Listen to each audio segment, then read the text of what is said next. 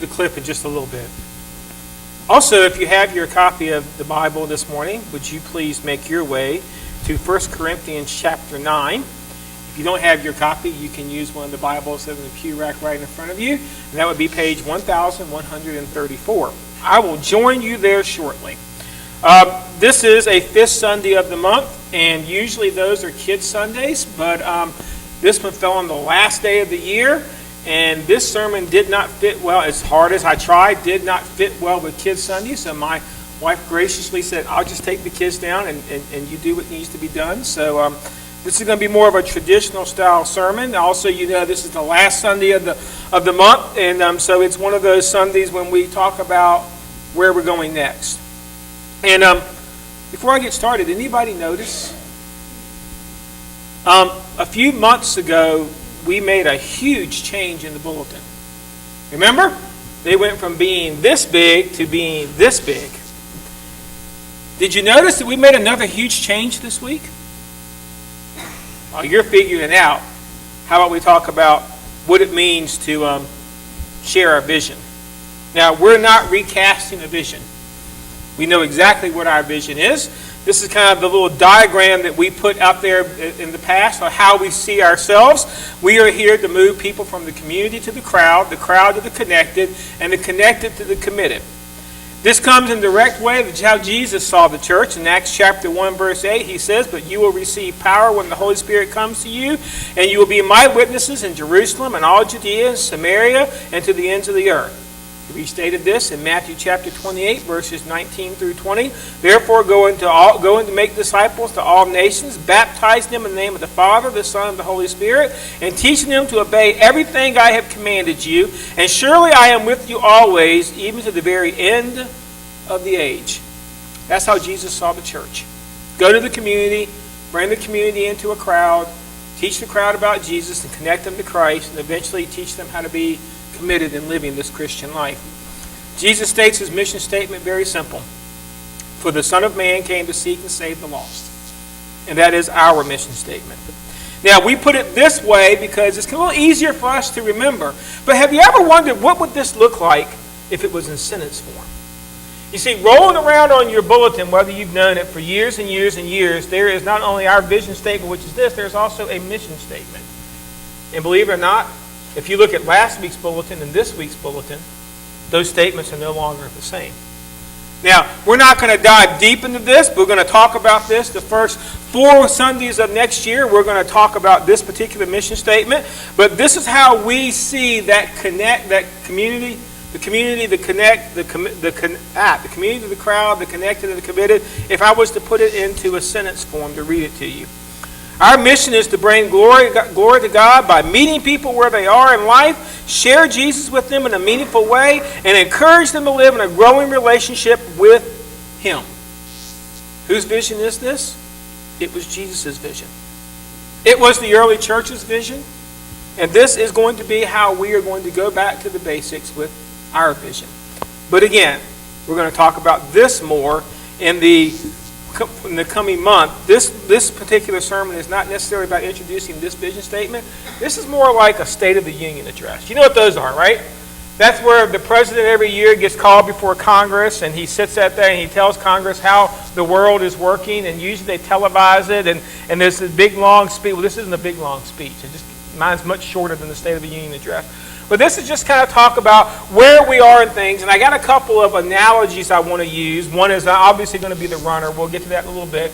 But the other one is we're going to talk a little bit about dieting. Now, this sermon is not about weight loss. If that's what you took out of this sermon, then you're going to miss the point. However, when you begin to talk about weight loss, there are some things that you need to remember about weight loss, and the fact that it all starts with one thing. It starts with the image in the mirror. Now, 1 Corinthians chapter 13, verse 12. No, I didn't give you the wrong verse. I'm going to get to 9 eventually. Just hold tight. 1 Corinthians chapter 13, 12 says, "For now we see only a reflection as in a mirror. Then we shall see face to face. Now know in part that I shall know fully, even as I am fully known."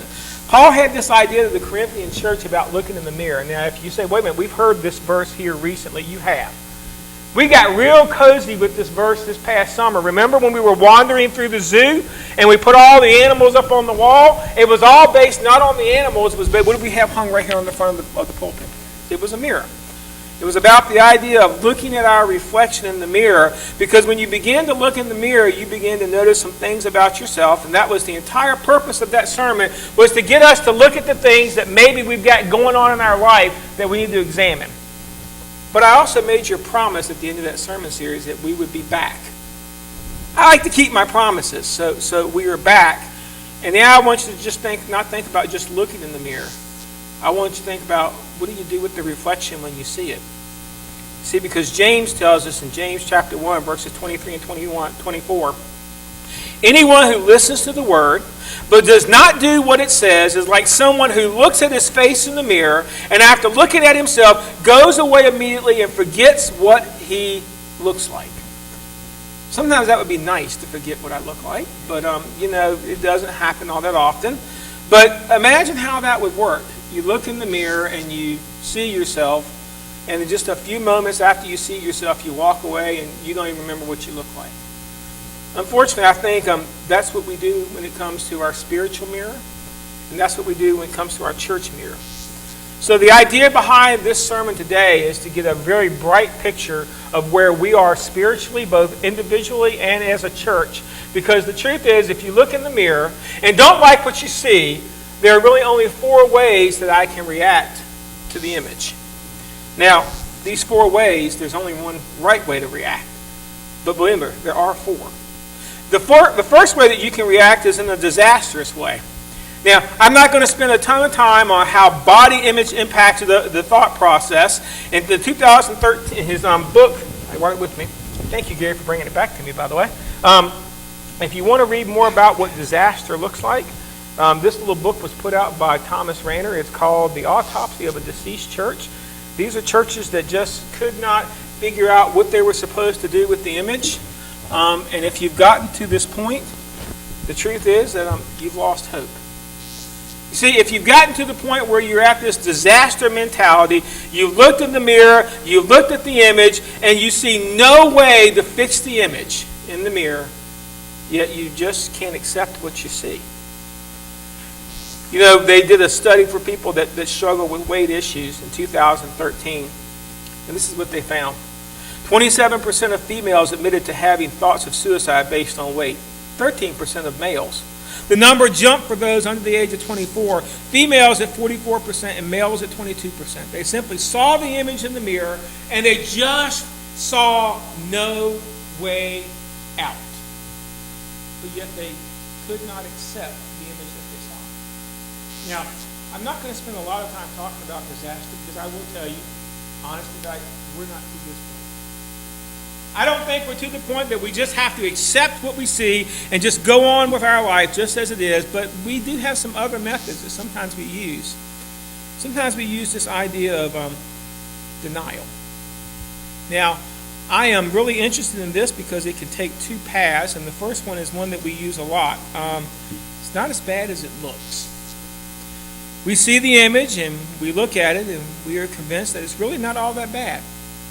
Even though the scales tell us a different story, even though there are piles of clothes in the closet that no longer fit, we look in the mirror and we say, you know what? It's just not that bad.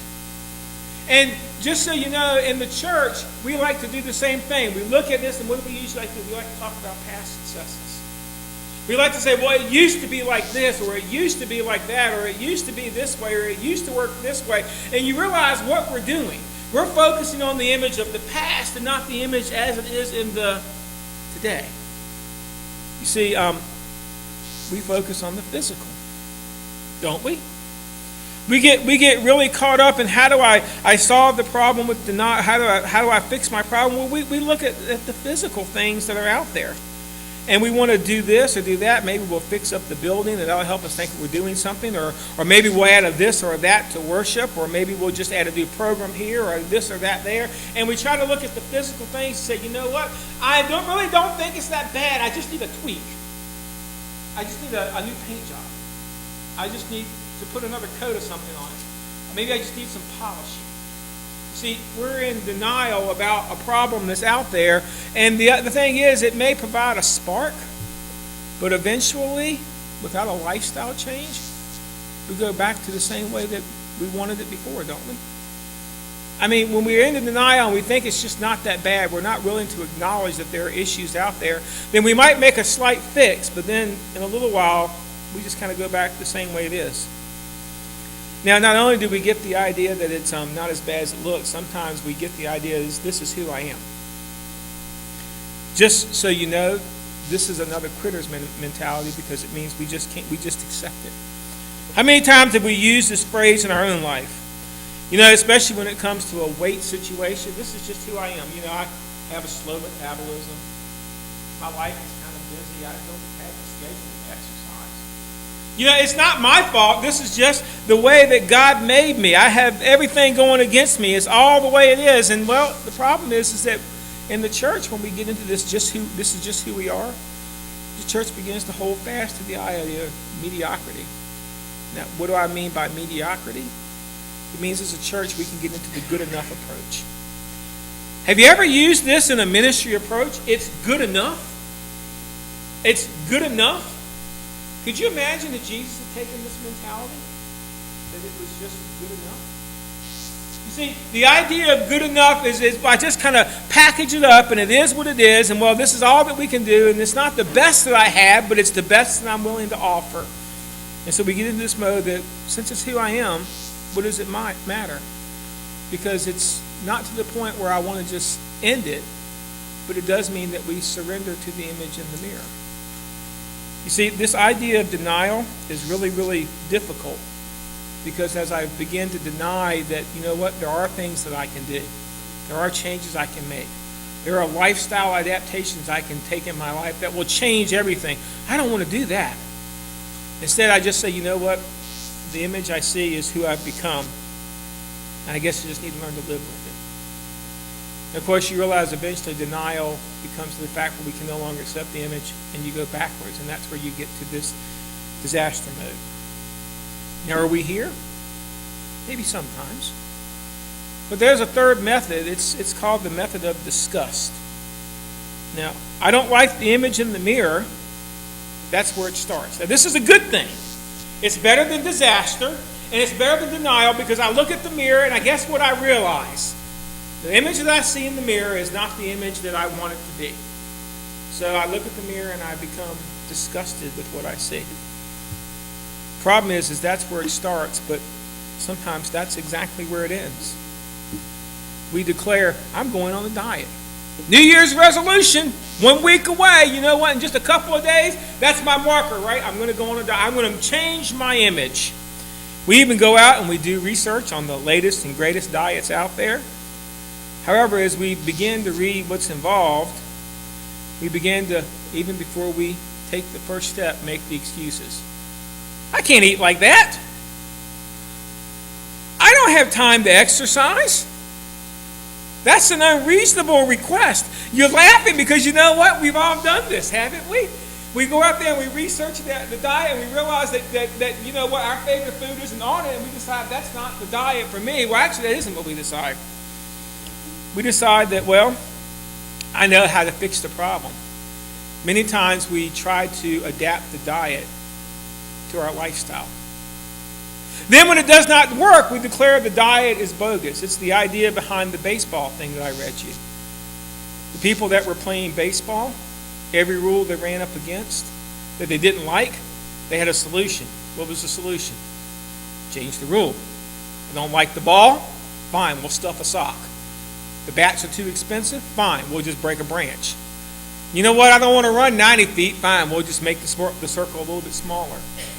And this is kind of how we do in this disgust mode. We become disgusted with the image, and we look at the image, and we want it to all change, but it's not changing because you know what? We declare the diet is bogus. Then the ironic thing is then we get out in a group, and somebody brings up the particular diet plan that we said we tried, and what do we say? That doesn't work. Man, I tried that, and it doesn't work. And you know what the reality is? It's just like the baseball. We didn't try it at all. So what does disgust look like in the church?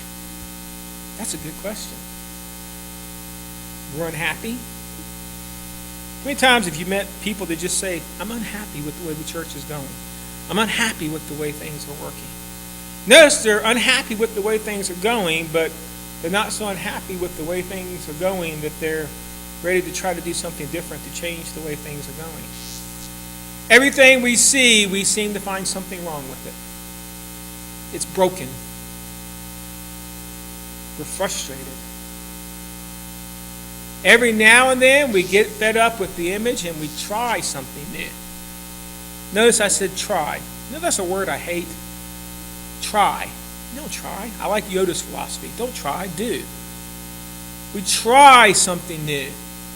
Because you have to realize that your style, that thing that you're holding on to, is what created the image in the mirror that you are now disgusted with. You see, we get to the point that we get disgusted and we don't want to change anything, but we don't realize the reason that I have weight problems is because I eat 3 times a day at McDonald's with a Big Mac, French fries, and soda pop. Okay, that's not discriminating against McDonald's, okay? That's not a fight against McDonald's. It's just you understand. You are what you put into your body, and that's what makes the image in the mirror. It's the same way in the church. You are what you put into it.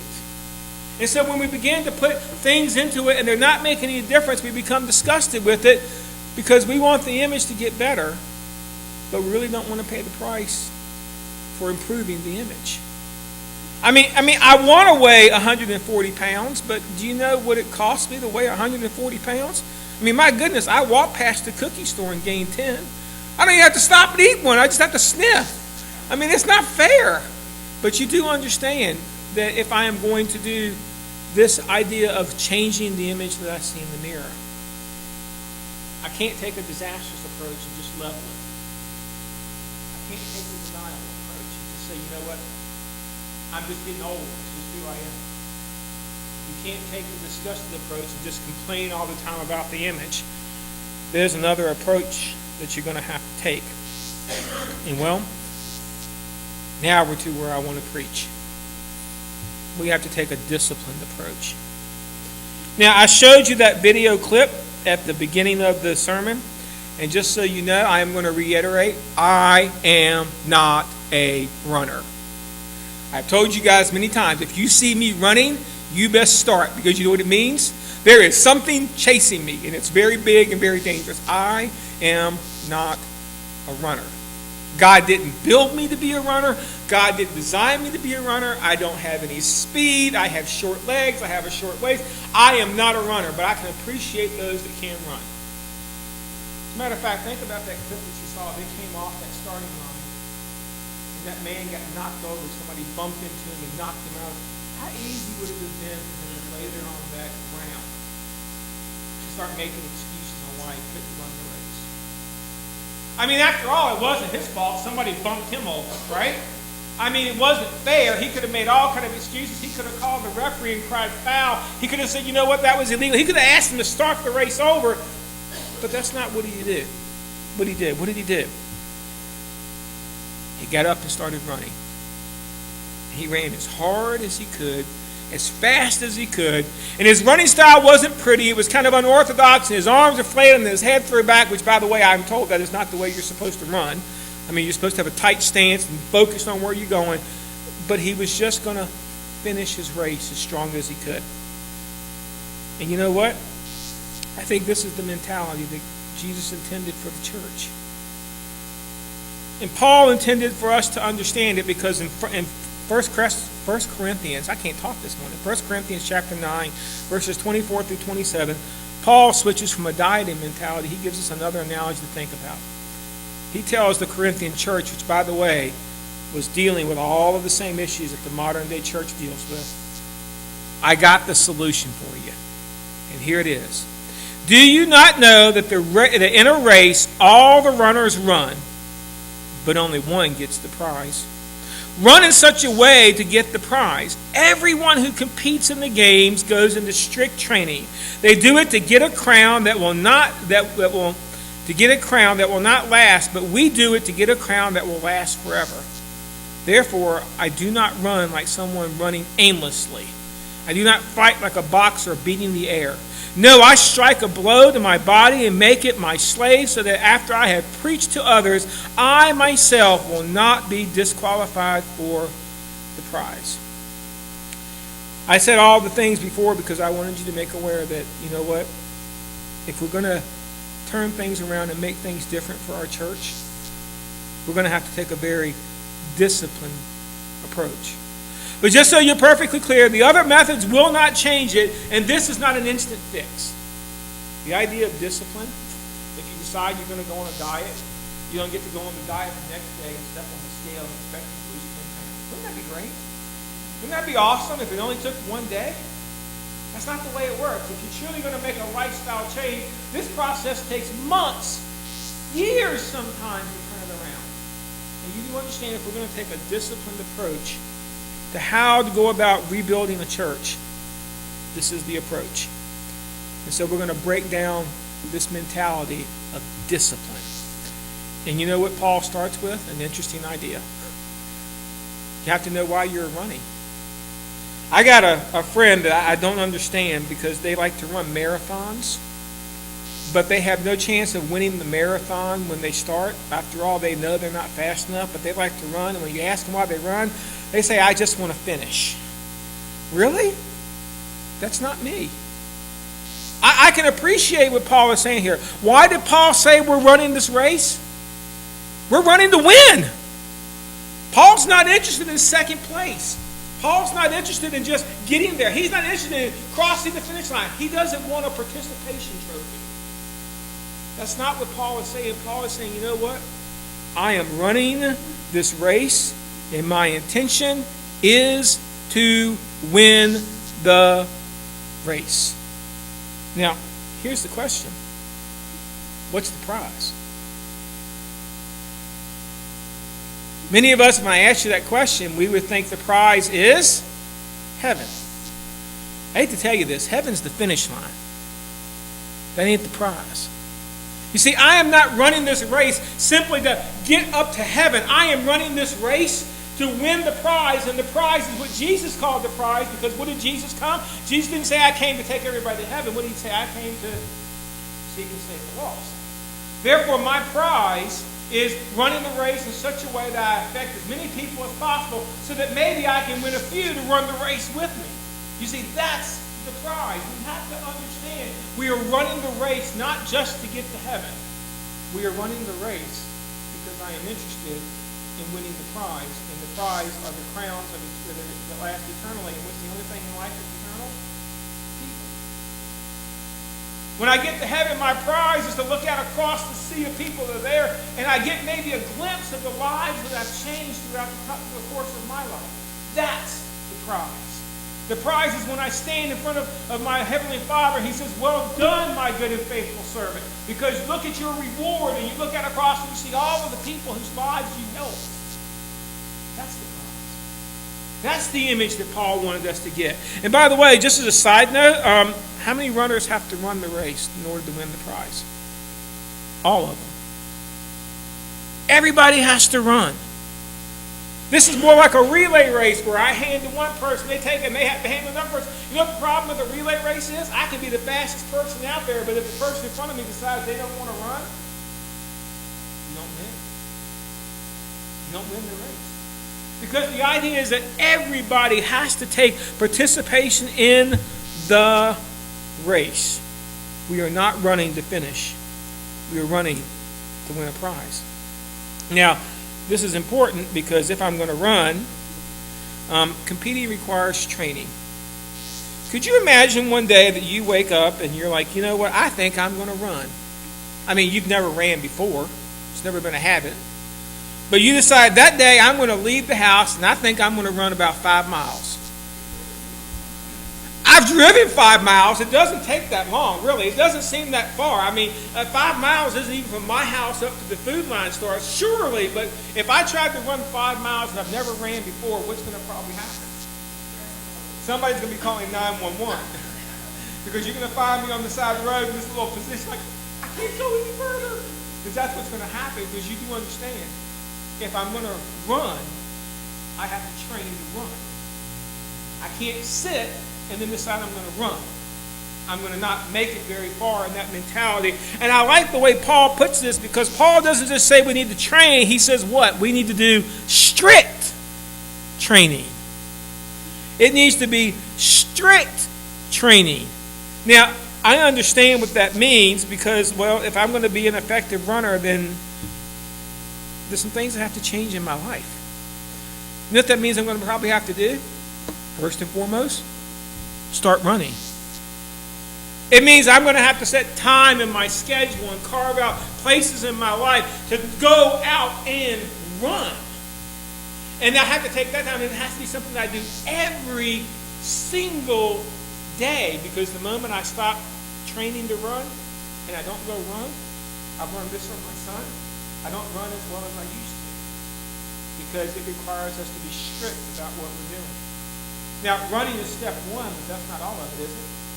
I mean, what else do I have to do if I'm going to be a runner? Well, my diet has to change, right? What I consume. You have to cut out certain things and take in other things. You have to eat these kind of things just before the race, but don't eat these because they'll make you really sick when you try to run. I have to pay attention to what I'm going to put into my body if I am going to run the race. You understand it's the same thing for the church. We have to be careful about what we put in because it's going to affect how we go about running. It may require that my schedule change. Things that I used to do, I can't do anymore because you know what? That time is now designed for training. It may even affect the way that I dress because you know what I have learned? Runners don't wear the same thing as normal people. I would never go out of my house when I wear a runner runs because you know what? They're usually kind of tight, like spandex. I wouldn't look. It's not a good look for me, seriously. But you do understand that if I'm going to run the race to win the race, then I'm going to have to dress to win. I'm going to have to put on the clothes that makes me the winner. Isn't this kind of what Paul tells us? If we're going to run our race, we have to take off the old and put on the new image of Christ. If I'm going to encourage people to follow Christ, then when they see me, they've got to be able to see Christ, right?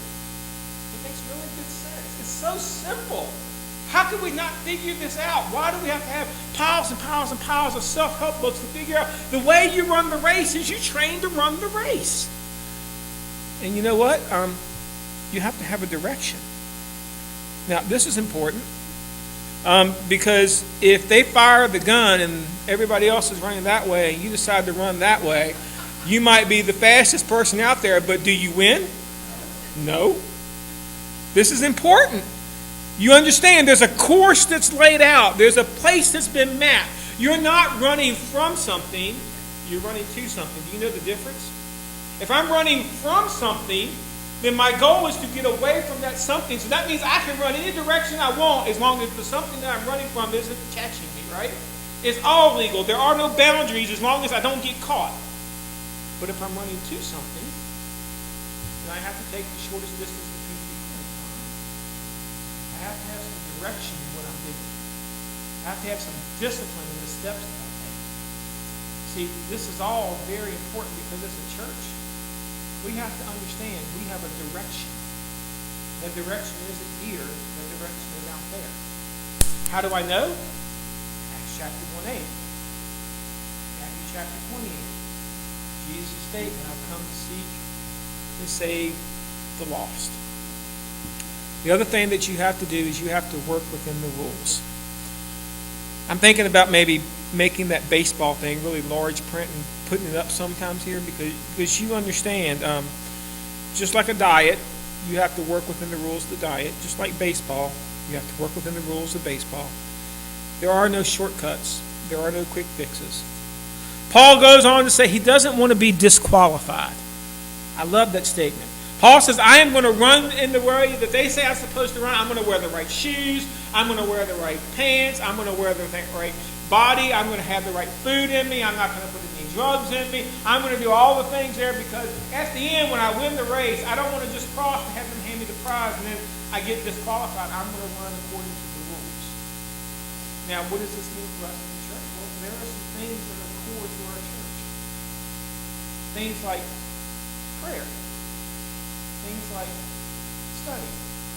Things like inviting others. You know, the funny thing is, these are all the basics of the church.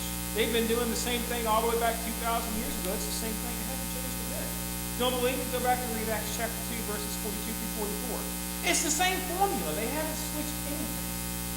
The problem is that the way that we've implemented things, sometimes those things begin to take a lesser role. Because you know what? Those are the hard things. Those are the daily things. So as we're heading into 2019, I would love to tell you this is going to be one of those years where we're going to add these great big programs, or we're going to do this, or we're going to do that. You do understand. The elders have met. We've talked about this over and over and over again. Folks, we're going to get a lot more simple. And it's going to begin with this core idea that we're going to go back to an idea of prayer. Now, understand, we're going to teach some lessons on what it really means to have a prayer ministry in church. But you do get it. We're here to run the race. We're here to reach people. And if we're going to do that, then we've got to figure out, are we tired of the image? When you look at the image of the part of the Christian church, are you tired of the image? When you look at the image of yourself as a